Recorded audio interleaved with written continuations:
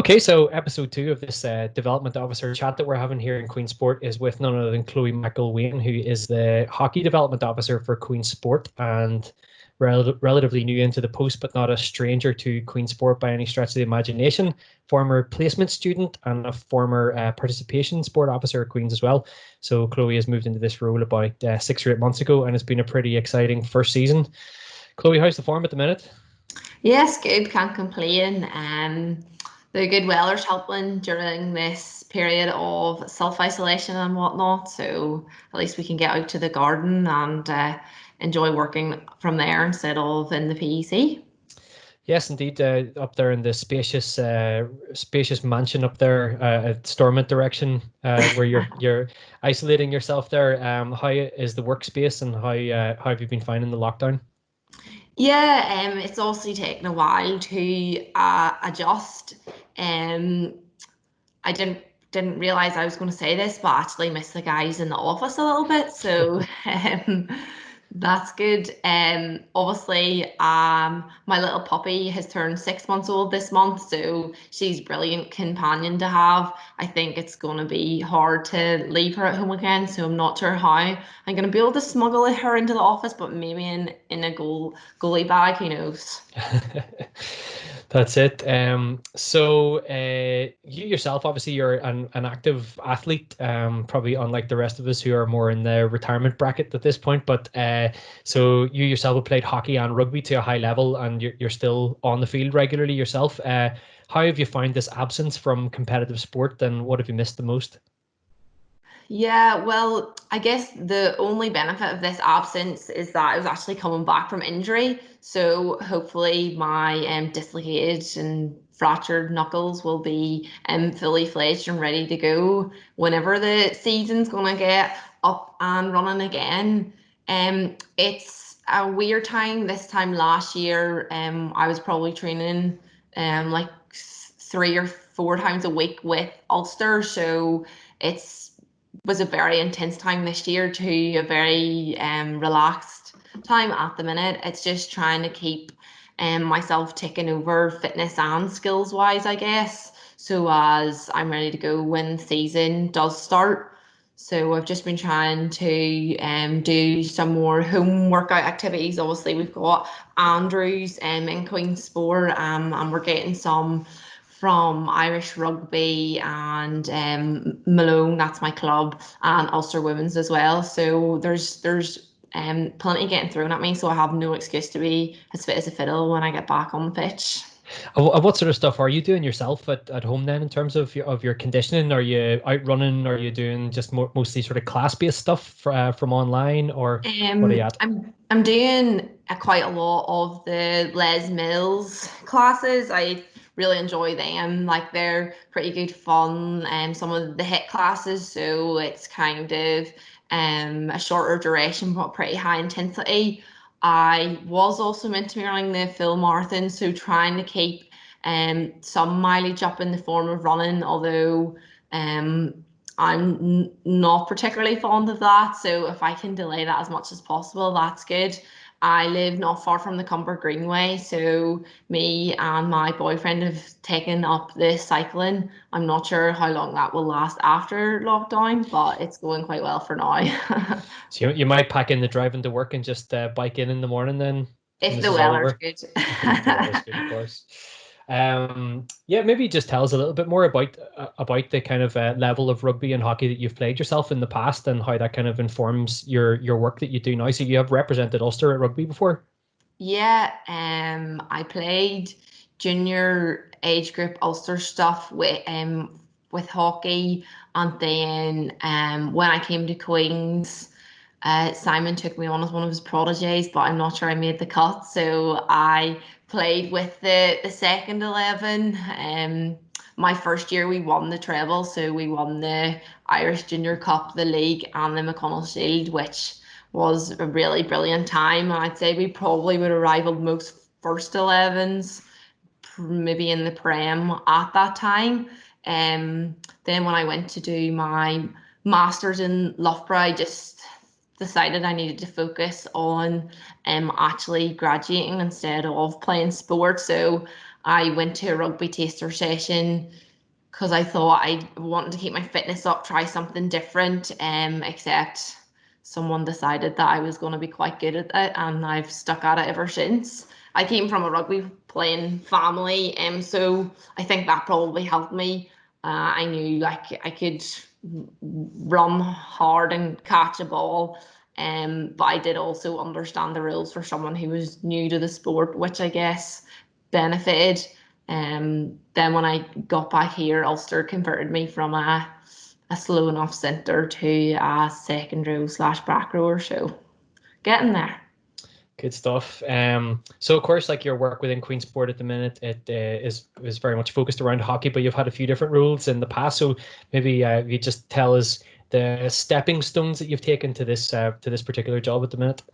Oh goodness, there's lots of them. I started off as a placement student in Queen's, and Simon actually got me my placement. So that was in second year, and then after that, that summer I became a flip. What are they called? Not a team leader, like a team assistant on the summer scheme. And then in my final year of uni, I was offered a part-time job in sports development with some funding they'd got from Belfast City Council, which was focusing on getting more female students active. Then after that, I went to do my master's in England. I came back, and then I got the role as the leader of the TBUC program, which again was part of the summer scheme and part funded through Belfast City Council, the Together Building United communities, which was more looking at 15, 16, 17-year-olds and how sport can kind of bring together people from different backgrounds, different communities, different races, things like that. Then I got the role as the active campus coordinator in 2018, like September time. And then I've kind of been full time in Queen's ever since. Then I got the hockey role obviously in October past. So yeah, it's been a really exciting time, and I guess the only person I can probably thank is Simon for getting my foot in the door with my placement, and obviously I made some form of an impact, and they kept asking me back, and then finally I've been able to get a full-time and permanent role in sport development, which are probably not the easiest to come by. So it's kind of good to be able to reflect on my 4 years at uni and think, well, it was actually worth it. Yeah, absolutely. You know, and for someone so young, like you're very vastly experienced at this stage in various different arms and areas of sports development. Like so you're taking a lot of those learnings into this present role of hockey development officer, sorry, and as well a lot of your experience of working with women in sport. And all of that is translated into a very, very successful first year for you in the role in terms of how the teams on the field have gone about their business. So maybe we should start and talk a wee bit about the success that Queen's Hockey has enjoyed on the field. Like it's been a bit of a whirlwind for you, I'm sure. How have you enjoyed the year? Yeah, it's been really, really fun, and the students that I've been working with have been really brilliant and very accepting of me. They've never probably had someone who's maybe looking down their shoulder just as much as what I am, and working from the ladies and the men's committees to our EAPs, to our academy athletes, to our social players. They have all been brilliant this year, and probably gone above and beyond anything that I have asked for them, which is brilliant, obviously, for me and for the club. Obviously, our ladies ones have just been crowned Premier champions for the first ever time and have done so with an undefeated season. I cannot take credit for that. That'll have to go to the girls, Simon, Drew, and Hannah, for their outstanding work and that they have done over not just this year, but probably in the years leading up to this. Obviously, it's a bit of a shame at the minute that all the girls can't celebrate together. They walked off their last hockey match, and then a couple of days later we got the notice that there was going to be no more training, no more matches. So I can understand that they probably are a bit sad that they can't celebrate that just yet, but hopefully we'll be able to do something with them at the start of next season and going forward. We've obviously got our 4 other ladies teams, and probably a special mention goes to our ladies fives as well. They had a big turnover in players this year, and their captain Amy is outstanding, the work that she does with those girls. There's a massive squad there of, you know, players who maybe train on weeknights that aren't able to play at the weekends. So their coach Benny helps to organise, you know, friendly fixtures throughout the week so everyone can get the chance to play. And they were able to finish in the top 4 of their league, and, you know, Queen's fives are up against other teams' twos and threes. So that obviously shows the strength of the club and the strength of the players that we have playing right from our ones to our fives.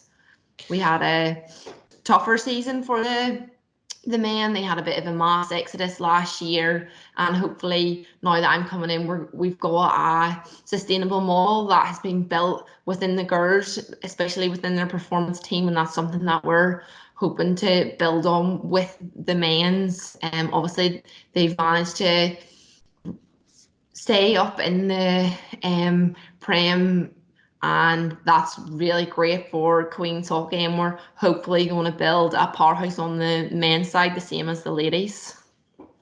Yeah, so like even just in that couple of minutes chat there about the clubs, people can maybe appreciate the, I suppose, the vastness of the task there. That on the one end you have an unprecedented victory for the ladies firsts in the Ulster Premier League, and pushing for that promotion to the All Ireland League. You have, you know, I suppose men's hockey is has a real tradition at Queen's as well, and there's some really important historical names in Irish hockey associated with the club. But that then filters all the way down to fives and to people who are maybe taking a more participatory approach to hockey.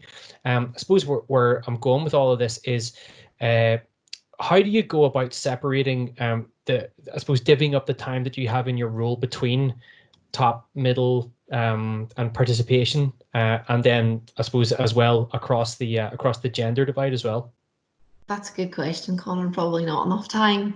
Um, I'm not sure how I really go about it. I guess it's looking at, we obviously have monthly and yearly plans, but there's a lot of daily and weekly things that crop up that we can't really plan for. So So a probably lot of firefighting, as I used to call it in yeah, so the you've probably GA, you got know. half your day of things that you know that you're meant to be doing, and then half of things that can't come up because we can't get buses paid, or we're trying to organise. This year both clubs managed to successfully organise the mixed varsities tournament. So we had 12 different universities come up to play Upper Malone, and that ran across 3 days. One was indoor, 2 was outdoor. But the amount of planning that went into that event, and I think that's probably something that I've learned throughout my years at sports development. When I went to play at varsities, Simon told me the time I had to be on the bus, how much money I had to bring, what kit I had to bring. I went, played, had a great time, came back on the bus, went home, but I probably wasn't aware of the months of planning that had gone into this 2-day event. And I think that's something that we're trying to put the onus a bit more back on the students as well. Obviously, it's great that they have a full-time development officer, but it's making the club sustainable if I'm not in place. And I think the way they organised varsities was able to show that. So, well, I guess I haven't really answered your question there. Well, feel free to answer your own question. That's okay. Like, you know. um, yeah, like it kind of just depends on what time of the season we're in as well. Obviously, currently and maybe for the past couple of months, it's been more recruitment for the following season. And then we've got pre-season where we've got 7 teams that need kitted out, as well as developing their skills and their fitness levels. We've got to bring in however many coaches that is to look after all these bodies to be able to identify who should be playing on what team. So like I think the fact that we're able to provide coaches for all our teams is brilliant. And the first night I went down to training was when we were welcoming all our freshers. We had over 70 girls on one pitch. And I was going, how on earth are we meant to cope with this? But next thing you know, 3 or 4 coaches step in and away we go. So they're well equipped with the tasks that are put ahead of them, I guess. It's having students that know what they're doing, coaches that know what they're doing, and Chloe slowly finding her feet that keeps us floating. You make it all sound so easy. Students that know what they're doing, coaches that know what they're doing, and a development officer, and it just works like that. So you mentioned the R word there, recruitment, and this kind of goes back into some of the things you mentioned earlier around player turnover. And of course, it's a unique facet of what we do in university sport is managing that very quick turnover of player athletes. Of student athletes, which you maybe don't get. I suppose it's a problem that the likes of the other top teams in Ulster hockey don't really have to deal with on a year-on-year basis, and also this unique factor where you get players who have come up through the ranks of other clubs who then come to play at Queen's, play for us for a couple of years, and then go back to their kind of home club. Yeah. So maybe just talk a little bit about that and how that works. What are some of the draws that Queen's has in terms of recruitment for young hockey players out there? Yeah, well, I think I was probably in a similar position when I decided I was going to go to Queen's. My local home club were Larne, and to be honest, they pushed me towards Queen's because well, although I'm not living there at the minute, I assume when I go back, I'll probably go back and play veterans level hockey for Larne because I don't think I'll be playing rugby. But a lot of local clubs are really keen for their younger players to go to Queen's because they know they're going to get 3 or 4 years of great coaching. Doesn't matter what standard they're playing at.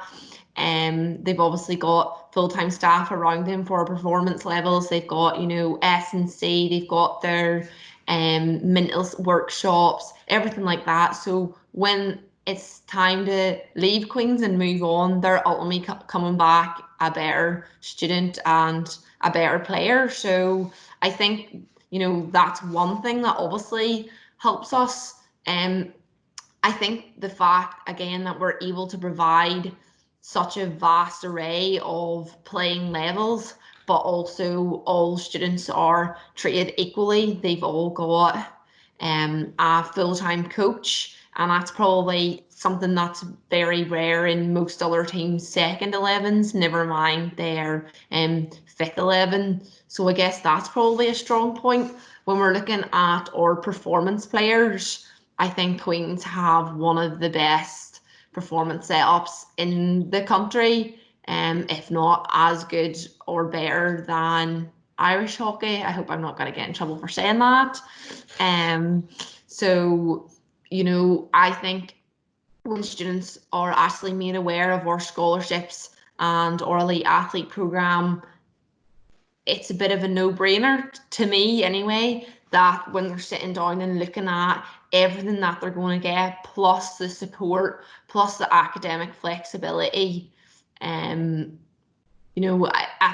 that point, if a student says no, Queen's isn't for me, then we're obviously not going to push that onto them because that's obviously their decision. But if people are keen, like we're obviously really keen to have them as well, and they're going to be treated really well no matter what level they're playing at. And if someone is coming to Queen's in September, or maybe a student who hasn't engaged with Queen's hockey for whatever reason, someone who's been at the university for a few years and they're thinking maybe they want to give Queen's a go next year, how can they get in touch with you? Well, probably a lot of, well, obviously there's my email address and we're all on social media and stuff like that, but quite a lot of it comes from the players themselves. So they get in touch with somebody who's already in their uni class, and obviously all the current players know who I am and how to get in contact with me. But we've had quite a bit of success on the men's side when I was coming into the role, because one of the guys who was playing at Queen's basically ranted and raved about what a good time he had, and he was able to bring some players from his home club as well. So I think it's probably player driven and get into contact with me or contacting our social media pages and stuff like that. Okay, so hopefully there are some hockey players out there who would be interested in coming to play for the club, and we'll maybe stick Chloe's email address below the video here when we post it online. I suppose just to finish on a more general note about hockey in Ireland at the minute, that like over the last, let's say, 24 months, I think hockey has really emerged onto the national consciousness as for obvious reasons due to the success, particularly of Ireland women's team. Like, where is hockey going at the minute in a more general sense, Chloe, like around Ireland and further afield? Is there a lot of space for the sport to grow into, and how is it going to continue to grow past at the platform or the infrastructure that it has at the minute? Yeah, well, I think obviously what the women's senior team have been able to do in the past couple of years has been phenomenal. And I obviously don't have any figures or anything like that, but there has been a significant growth in those youth sides and things like that. But it's been able to cater for them. And if we are able to cater for them, I think there is more room for the sport to grow, particularly on the men's side, and probably particularly in Ulster as well. That's something that we need to focus on and continue to grow. I think it's important that no club gets left behind as well, and I think sometimes that can happen quite easily. So it's making sure, and I think Ulster hockey and Irish hockey have done a great job of how they're handling the current situation anyway. And it's just I think it's clear to see from Irish hockey that they don't solely focus on performance sport. They're focusing on umpires, they're focusing on youth players, focusing on coaches. And I think that's probably something that's maybe grown in the past 24 months as well, because all those people and all those volunteers are so essential for this sport to continue to grow. Yeah, and I suppose like obviously we're very thankful to our ongoing sponsorship partners that we've had. Maybe you want to name a few of them there, Chloe? Yeah, so our ladies first sponsors 18, and what the girls have done in the past 3 years with that sponsorship has been phenomenal, and it probably wouldn't have happened without them. Obviously we need money to pay our buses, and when you're traveling down to Cork and that EY2, that comes at a massive expense. We're very fortunate to have sponsors and our pitch sponsors as well. Obviously we've just got our new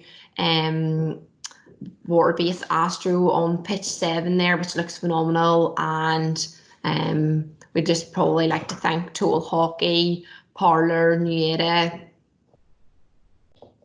There's someone I'm missing, Connor. This is bad. Well, we can post a link in again underneath the video, and we'll say thanks formally to all of the sponsors who make all that possible. Shields to go. Gum Shields to go, of course. Yeah, do a terrific job arriving up at the dub and fitting everybody out with their top level protection there. Yeah. Yeah. Super. Chloe, listen, thanks for the chat, and congratulations on a great year so far, and hopefully the season has finished and all of this madness can be out of the way in time for EY2 and for the excitement the next year.